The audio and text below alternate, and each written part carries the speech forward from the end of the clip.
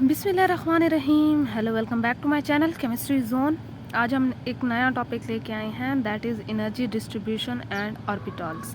सबसे पहले तो आपको ये समझना चाहिए कि हमारे पास एनर्जी डिस्ट्रीब्यूशन क्या है और मेनली हमारे पास ऑर्बिटल्स और सब शेल या शेल्स और सब शेल्स में क्या फ़र्क है। ठीक है, अगर जिनको थोड़ा बहुत अंदाज़ा है तो अच्छी बात है, इसमें आपको मज़ीद क्लियर हो जाएगा। लेट्स सपोज़ मैं आपके पास एक एटम का स्ट्रक्चर बनाती हूँ। आपके पास ये पहले मैंने पॉजिटिव लिख दिया, दैट इज़ न्यूक्लियस। इसके इर्द गिर्द मैंने क्या बना दिया, शेल्स बना दिए। ठीक है, ये मैंने शेल्स बना दिए, मज़ीद भी आप ले जा सकते हैं। ठीक है, हमारे पास सबसे जो पहला शेल होता है that is 1, n is equals to 1। ठीक है, हम क्या कहते हैं कि that n is equals to 1, फिर आता है 2, n इज़ इक्वल्स टू 2, फिर आता है 3, n is equals to 3। So these are main energy shells. Main energy shells भी आप कह सकते हैं, या आप जो है सिर्फ शेल्स भी कह सकते हैं। ठीक है, या ऑर्बिटल्स भी कह सकते हैं। ठीक है, ऑर्बिट और ऑर्बिटल्स में यही था कि हमारे पास orbital is a 3D space in which the probability of finding electron is maximum. और जो ऑर्बिट था उसमें बोहर ने ये कहा था कि सिर्फ हमारे पास इलेक्ट्रॉन रिवॉल्व करते हैं। ठीक है, फिर जब स्क्रोडिंजर वेव इक्वेशन आया, 3D स्ट्रक्चर आया एटम का, तो हमारे पास ऑर्बिट जो है वो ऑर्बिटल में कन्वर्ट हो गया, ये चेंज हो गया। ठीक है, अब हमारे पास जो है इनके नाम भी होते हैं 1 2 3। इसको हम के कहते हैं, एल कहते हैं, एम कहते हैं। आप मज़ीद भी लेके जा सकते हैं। हमारे पास जो ये 4 वाला यहाँ पे होता है दैट इज़ एन। ठीक है, आप यहाँ पे एन इज इक्वल्स टू 4 भी कह सकते हैं। Means K L M, sorry this is M and this is N. ठीक है, अब इसी के अंदर हमारे पास जो है क्या चीज़ होती है कि सब शेल्स होते हैं। हर मेन शेल में सब शेल्स होते हैं। लेट्स सपोज़ अगर मैं आपको बात करती हूँ जो के है, के में मेरे पास सिर्फ एक सब शेल है दैट इज़ एस। एल में मेरे पास एस और पी है। एम में मेरे पास एस पी डी है और इसमें मेरे पास एस पी डी एफ है। हमारे पास जो सब शेल्स होते हैं, सब शेल्स जो होते हैं उसमें हमारे पास एस आता है, पी आता है, डी आता है और एफ आता है। मीन्स कि आप कह सकते हैं के में हमारे पास सिर्फ एस है, इसमें एस पी है। एम में हमारे पास एस पी डी है और एन में हमारे पास एस पी डी और एफ है। इतनी बात क्लियर है। अगर मैं आपको मज़ीद इसका स्ट्रक्चर अच्छा बना के दिखाऊं तो आप ऐसे कर सकते हैं कि हमारे पास ये न्यूक्लियस है। ठीक है, अब इसी के साथ जो है आपने क्या करना है कि आप यहाँ पे ये देख सकते हैं, ऊपर देख सकते हैं कि हमारे पास जो 1 है ये के शेल है, एस है। अगर इसी शेल के अंदर मैं आपको दिस इज़ एस शेल। ठीक है, आपको पता है ना कि एस में हमारे पास जो है 1 एस आ जाता है, 2 एस आ जाता है, 2 इलेक्ट्रॉन्स आते हैं। ठीक है, मेनली हमारे पास 2 इलेक्ट्रॉन्स आते हैं। अब आपके पास अगर मैं मज़ीद आपको, अब इसमें हमारे पास एस पी आ रहा है, पी भी आ रहा है। ठीक है, ये मैं यहाँ पे एस कर लेती हूँ। ठीक है, यहाँ पे मैं पी कर लेती हूँ। पी में मेरे पास 3 होते हैं, 2px 2py 2pz। ठीक है, ये मेरे पास दूसरा शेल है। अब मेरे पास जो थर्ड शेल है उसमें आप देख सकते हैं थर्ड वाले में एस है, पी है, डी है। मीन्स कि मैंने ये एक एस बना लिया है, ये 3p बना लिए हैं और मैंने डी भी बना लिया। डी कितना होता है यहाँ मैं बना लेती हूँ 5 के लिए, 1 2 3 4 और 5। ठीक है,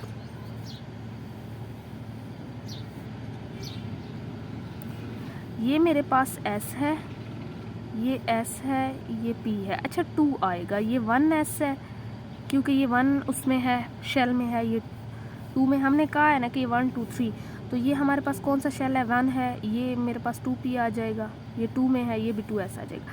ये 3s, दिस इज़ 3p और ये हमारे पास 3d है। इतनी बात क्लियर है।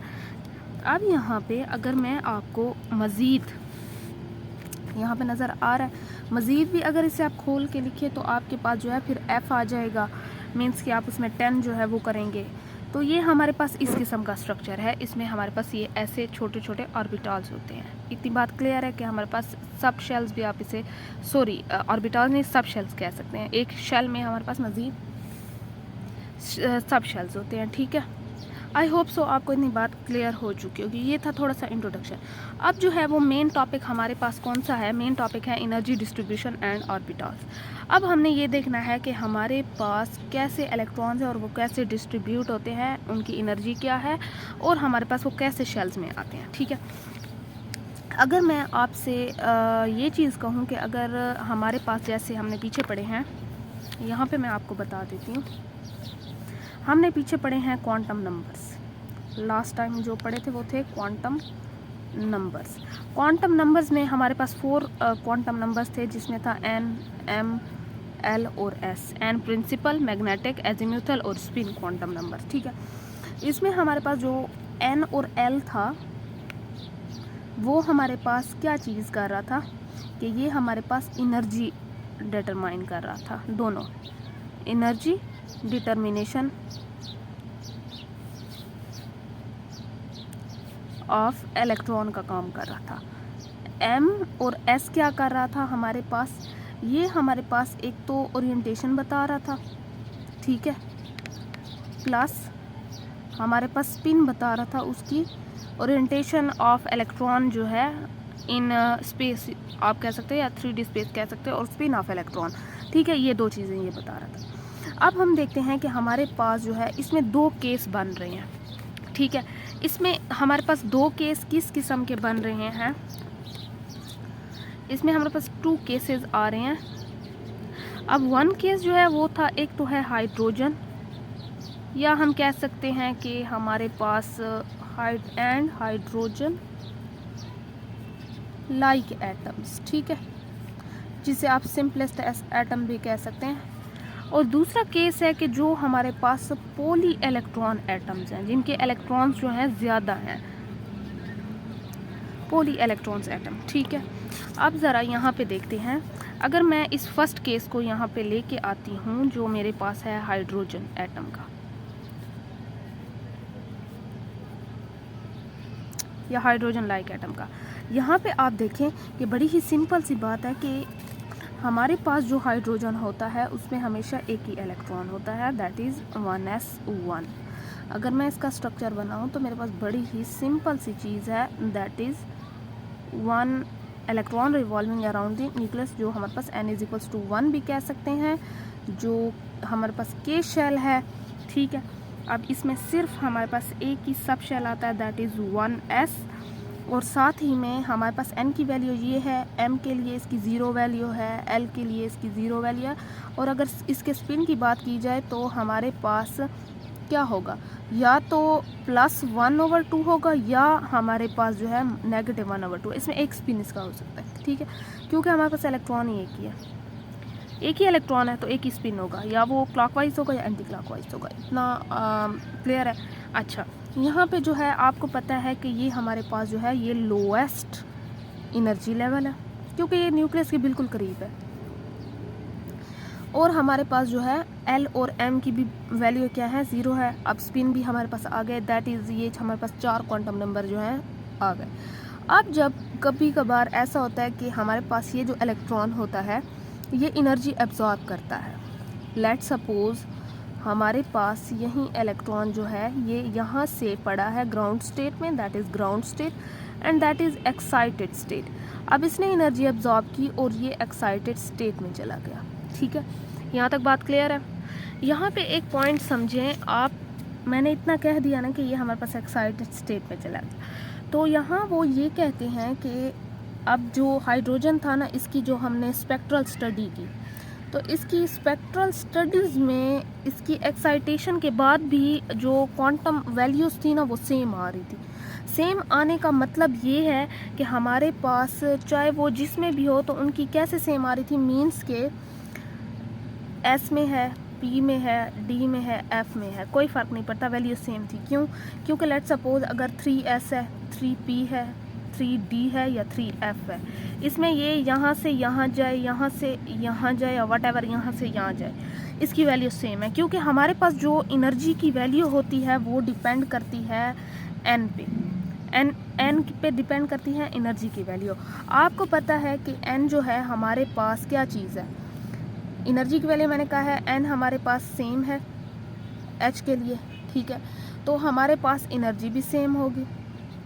मीन्स कि आप कह सकते हैं कि लेट सपोज अगर मैं बात करती हूँ कि ये 1s से 2s में चला गया है या 2s से 2p में लेट सपोज चला गया है, तो मेरे पास वैल्यू सेम होगी, क्योंकि हमारे पास जो है ये 2 आ रहा है। 2s से मैं करती हूँ कि 2p में लेट सपोज चला गया, ये भी 2 है, ये भी 2 है, तो हमारे पास वैल्यू क्या होगी, n सेम है, तो हमारे पास वैल्यू क्या होगी, सेम आएगी। मीन्स कि इनका जो फिक्स क्वांटम नंबर होता है हर एटम के लिए जो है, सॉरी इलेक्ट्रॉन के लिए जो है, उसका पर्टिकुलर क्वांटम जो है नंबर होता है जो फिक्स होता है, ठीक है। इतनी बात क्लियर है। अब इसका तो बड़ा ही सिंपल सा फंडा था जो आपको क्लियर हो गया है कि इनकी वैल्यू सेम होती हैं, चाहे इनकी एक्साइटेशन ही क्यों ना हो जाए, क्योंकि n की वैल्यू पे ये डिपेंड कर रही हैं। जब तक n की वैल्यू सेम है तब तक तो वो नहीं है, और ये केस सिर्फ हाइड्रोजन एटम के लिए है। इतनी बात क्लियर है। अब आते हैं पॉली इलेक्ट्रॉन एटम पे, उनकी डिस्ट्रीब्यूशन कैसे होगी एनर्जी। चलिए जी, फिर चलते हैं पॉली इलेक्ट्रॉन एटम्स पे। मैंने आपको पहले बताया कि हमारे पास अगर हाइड्रोजन एटम या हाइड्रोजन लाइक एटम, मीन्स के कभी कभार हमारे पास, अच्छा हाइड्रोजन लाइक एटम में क्या चीज़ आएगी, लेट सपोज हमारे पास कोई आयन होता है जिसमें एक ही इलेक्ट्रॉन रह जाता है, रिमूव कर लेते हैं आप, या उसमें एक सिंगल इलेक्ट्रॉन रह जाता है। जैसे अब हमारे पास हाइड्रोजन है, उसमें एक ही इलेक्ट्रॉन है। अब उसकी चीज़ अलग थी, हमारे पास 2 केसेस आ रहे थे, हमने देखा कि उसका n=1 है, मतलब s है, तो उसके लिए हमारे पास एनर्जी क्या थी, सेम थी। हमने ऐसी बात की n सेम था तो एनर्जी भी सेम थी।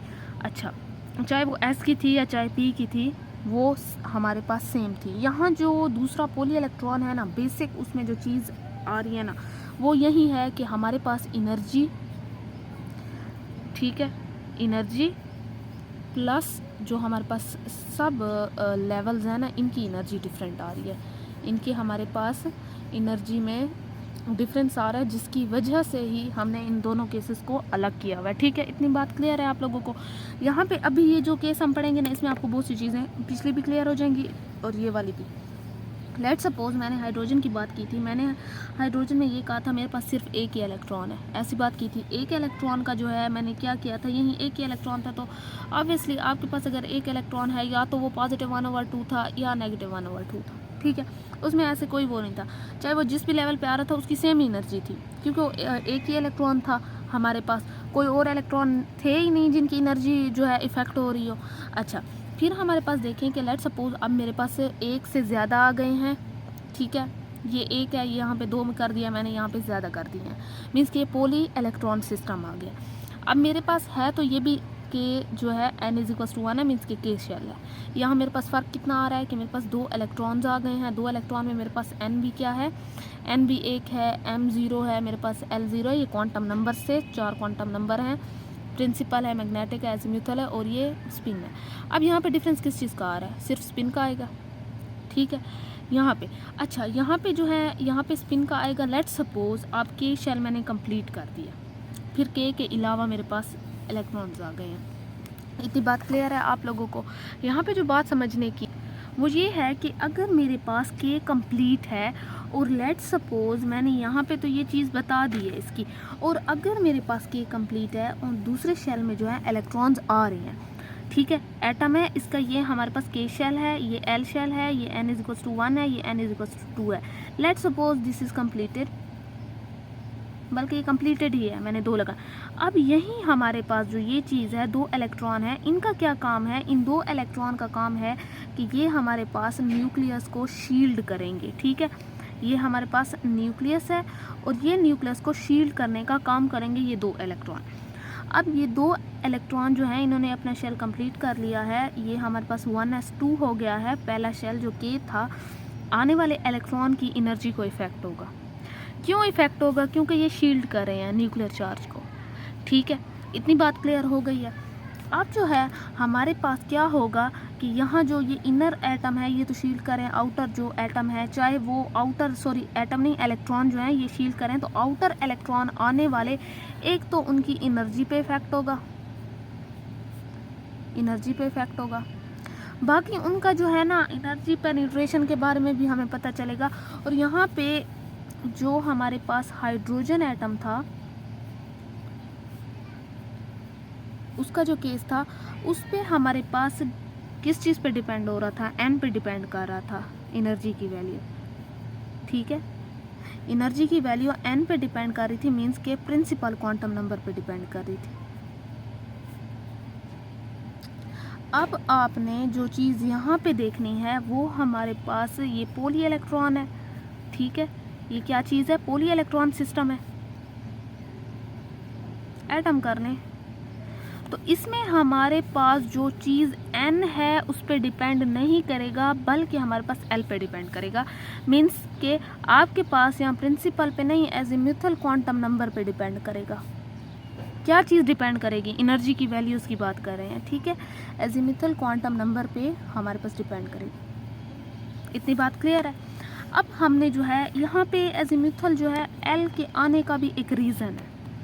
यहाँ पे रीज़न क्या चीज़ है कि जैसे मैंने आपको बताया कि मेरे पास ये न्यूक्लियस है और इसके इर्द गिर्द जो है ये 2 इलेक्ट्रॉन मींस की के शेल कंप्लीट हो गया और इन्होंने शील्ड करना स्टार्ट कर दिया इस न्यूक्लियर चार्ज को आने वाले इलेक्ट्रॉन से, ठीक है। अब जो ये आने वाले इलेक्ट्रॉन हैं ये क्या करेंगे? ये शील्डिंग आ जाएगी, ये इनकी और इनके दरमियान कितनी अट्रैक्शन नहीं होगी क्योंकि दरमियान में ये वाले इलेक्ट्रॉन से शील्ड कर रहे हैं, ठीक है। अब अगर मैं बात करूँ तो मेरे पास यहाँ पे ये जो इलेक्ट्रॉन है, अब इनकी मींस के ये हमारे पास पहला जो शेल होता है कि वो क्या होता है n=1, उसके लिए l हमारे पास हमेशा 0 होता है, ठीक है। l 0 होगा तो ऑब्वियसली मेरे पास k शेल के लिए मींस के ये जो फर्स्ट 2 हैं इनके लिए मेरे l क्या होगा? 0 होगा ऑटोमेटिकली। और ये चीज़ भी आपको पता है कि ये बिल्कुल न्यूक्लियस के करीब हैं। किसके करीब हैं? ये न्यूक्लियस के नियर हैं। और न्यूक्लियस के नियर होने का मतलब है कि इनकी एनर्जी लो होगी। इनकी एनर्जी लो है मींस कि ये बहुत ही ज़्यादा पेनिट्रेटेड हैं इनवर्ड, मतलब न्यूक्लियस के अंदर की तरफ ये पेनिट्रेटेड है। इतनी बात क्लियर है। अब इनकी जो है हमारे पास, अच्छा पेनिट्रेटेड तो हैं। अब ये भी क्या चीज़ है कि इनके ये जो है ये बिल्कुल न्यूक्लियस के जो है पहला शेल है तो न्यूक्लियस, अब इनके अंदर और तो कोई इलेक्ट्रॉन नहीं, ये तो खुद पहले हैं। तो ऑटोमेटिकली हम ये भी कह सकते हैं कि ये वाले इलेक्ट्रॉन जो हैं वो लेस शील्डेड हैं, दूसरों के मुकाबले में लेस शील्डेड हैं। अगर दूसरों के मुकाबले में कहने का मतलब ये कि S होता है, P होता है, D होता है और F होता है। तो S जो है वो लेस शील्डेड है as compare to P orbitals. इतनी बात क्लियर है, ठीक है। अच्छा जो P ऑर्बिटल होता है ऑब्वियसली उसका 1 होता है, L=1। S के लिए हमेशा जो L होता है वो 0 होता है, P के लिए हमेशा जो होता है वो 1 होता है, D के लिए L=2 होता है और F के लिए L=3 होता है। ये क्वांटम नंबर में, सॉरी ये क्वांटम नंबर में हमने वैल्यूज़ पढ़ ली थी, ठीक है। इतनी बात क्लियर है। अब देखें कि आपके पास जो है हर लेवल की, यहाँ पे आप देख रहे हैं अब L पे डिपेंड कर रहा है हमारे पास एनर्जी का, तो डिफरेंट है एनर्जी की वैल्यूज़। पहले तो हमने कहा था सेम होगी, n पे डिपेंड कर रही थी। वो n पे ऐसे कर रही थी ना, लेट सपोज मेरे पास 3s है, 3p है, 3d है, 3f है, ये हैं तो सारे ही 3। तो मेरे पास ये वहाँ सिंगल इलेक्ट्रॉन सिस्टम या हाइड्रोजन में ये तो 3 है क्योंकि वो n की वैल्यू पे डिपेंड कर रहा था और n=3 है सब के लिए, तो मेरे पास ये सेम थे। लेकिन यहाँ पे ऐसा नहीं है, मेरे पास l की वैल्यू पे डिपेंड कर रहा है तो ऑब्वियसली मेरे पास डिफरेंट है। इतनी बात क्लियर है। अच्छा एक और चीज़ ये भी थी हमारे पास कि यहाँ पे हमने जब मीन्स के आपसे कोई और रीज़न पूछे कि यहाँ l पे क्यों डिपेंड कर रहा है, n पे क्यों नहीं कर रहा, तो आपके पास ये रीज़न भी है कि n की यहाँ स्प्लिटिंग हो रही है। क्या हो रहा है? n की स्प्लिटिंग हो रही है। इतनी बात क्लियर है। अब n की स्प्लिटिंग कैसे हो रही है? क्योंकि आपको पता है कि हमारे पास लेट सपोज अगर मेरे पास k शेल आता है, वहाँ k की बात हो रही थी, सिर्फ मेरे पास 1s की बात हो रही थी, ठीक है। लेट सपोज मैं अगर l की बात करती हूँ, वहाँ तो मेरे पास s की भी होगी और p की भी होगी। तो ऑब्वियसली मेरे पास यहाँ पे 2 शेल्स आ गए हैं, सब शेल। अगर मैं m की बात करती हूँ तो मेरे पास s भी है, p भी है, d भी है। मेरे पास n की बात करते हैं तो वहाँ भी मेरे पास यही बात सेम है कि वो f तक चला जाएगा। यहाँ पे हमने क्या करनी है कि स्प्लिटिंग करनी है, डिफरेंट लेवल की हमने स्प्लिटिंग करनी है, फिर हमें एनर्जी का डिफरेंस पता चलेगा। क्योंकि हमने कह दिया कि हमारी वैल्यू डिपेंड कर रही है L पे, एजीम्यूथल क्वांटम नंबर पे, और L की तो सबके लिए डिफरेंट है। तो हमने करके दिखाना है कि कौन सी वैल्यू कितनी लो है, कैसे इसका ऑर्डर है। तो चलें जी देखते हैं इसकी। चलिए जी, आपके पास ये एक डायग्राम है, आप लोग देख सकते हैं कि इसमें हमारे पास स्प्लिटिंग हुई है, ठीक है। आपको अगर मैं बता दूं तो मेरे पास जो होता है S होता है, फिर उससे ज़्यादा एनर्जी D की होती है, फिर हमारे पास P की, पी की होती है, फिर डी की होती है और फिर एफ की होती है। हमारे पास सीक्वेंस ऐसे चलेगा, ठीक है। अब यहाँ पे देखिए कि लेट सपोज मेरे पास एन जो है ना, एन की वैल्यू क्या चीज़ थी, 1 है, मीन्स कि ये हमारे पास के शेल है। तो हमारे पास एक ही ऑर्बिटल था, सबकी एक ही ऑर्बिटल में आ रहे थे, तो इनकी एनर्जी क्या थी, सेम थी। ऐसी बात थी, हमने ये हाइड्रोजन के लिए की थी, और इसकी एनर्जी लो है। हमारे पास एनर्जी इंक्रीज ऊपर की तरफ हो रही है, मीन्स कि इसकी लोएस्ट एनर्जी थी, ये न्यूक्लियस के करीब था, ये बहुत ही इनर जो था वो इनवर्ड पेनिट्रेटेड था, और ये लेस शील्डेड भी था, ठीक है। और ये पहला शेल था, हमने ऐसी कुछ बात की थी। अब हम आते थे कि हमारे पास पूरे इलेक्ट्रॉन सिस्टम है, अब ज़्यादा हो गए हैं। लेट सपोज मेरे पास जो है दूसरा शेल भी आ गया, ठीक है, मेरे पास एल शेल भी आ गया, दैट जिसके यहाँ तो एल की वैल्यू हमारे पास 0 थी ना, एल इज इक्वल्स टू 0 थी, और यहाँ हमारे पास एल की वैल्यू क्या होगी, 1 हो जाएगी, ठीक है। मीन्स कि हमारे पास यहाँ 2 शेल आ रहे थे, 2 आपको पता था ना कि के में सिर्फ 1 एस आता है, एल में हमारे पास 2 एस और 2 पी आ रहा था, एम में हमारे पास यहाँ पे देख लें, 1 मिनट, ये हाँ जी, अच्छा, एम में हमारे पास 3s 3p और 3d है, और n में 4s 4p 4d और 4f, ठीक है। हमने अब n की अगर n इज इक्वल टू 2 लिया है तो l 1 होगा ऑटोमेटिकली, ठीक है। l इज इक्वल 1 मीन्स के azimuthal quantum number 1 है, और इसमें हमारे पास 2 सब शेल्स होते हैं, 2 सब शेल्स हैं, मीन्स के 2s है 2p है, ठीक है। अब आप इनका एनर्जी का डिफरेंस देख रही हैं कि हमारे पास s जो होता है, आपको पता है ना कि s हमेशा जो है उसकी अगर मैं देखूँ तो एनर्जी कम होती है, मीन्स कि वो नीचे की तरफ आएगा, और p की थोड़ी सी ज़्यादा होती है तो वो हमारे पास ऊपर की तरफ आ रहा है। इतनी बात क्लियर है। अगर मैं आती हूँ N3 की तरफ, अब एनर्जी इंक्रीज होती जा रही, क्योंकि न्यूक्लियस से ये दूर होते जा रहे हैं, ज़्यादा शील्डिंग आती जा रही है। अब इस 3 वाले के दरमियान में ये 2 भी आ जाएंगे, मीन्स कि ये अब उसके अंदर ये भी आ जाएंगे। अब ये 3 वाला सिर्फ इसको नहीं, इन दोनों को फेस कर रहा है, अब 4 वाला इन तीनों को फेस कर रहा है शील्डिंग में, ठीक है। अब मेरे पास जो है 3 की अगर मैं बात करती हूँ तो ऑटोमेटिकली मेरे पास ये था n इज इक्वल्स टू 1, ये n is equals to 2, n is equals to 3, n is equals to 4। अब मेरे पास m, अगर m की बात करते हैं, मेरे पास 3 आ रहे हैं, 3 में भी इसकी कम है, इसकी ज़्यादा है, फिर इसकी उससे ज़्यादा है, इतनी बात क्लियर है। अब मेरे पास 3 नीचे आया, हाँ p भी जो है वो आएगा, थोड़ा सा d की थोड़ा सा ज़्यादा है, ठीक है। अच्छा, यहाँ पे ये जो आपने देखा है कि ये जो चीज़ आ रही है ये 4s है, ये 4s है, ठीक है। ये कैसे आ रहा है ये भी मैं आपको समझाती हूँ। हमने इस सीक्वेंस के साथ चलना है, इतनी बात क्लियर है। अब भले ही 4 के साथ आए 3 के साथ आए, लेकिन हमने ये कहा है कि s की कम होती है, इतनी बात क्लियर है।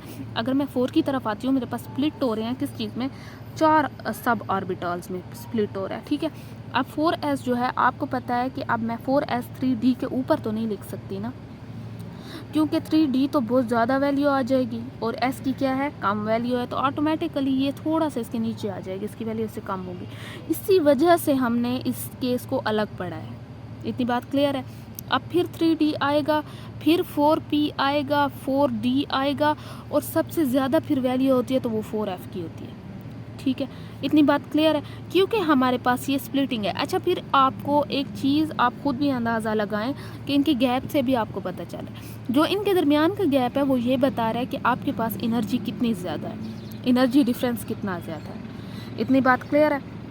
आप खुद सोचें कि हमारे पास जो होते हैं डी में कितने इलेक्ट्रॉन्स होते हैं, एस में 2 होते हैं, डी में हमारे पास कितने होते हैं।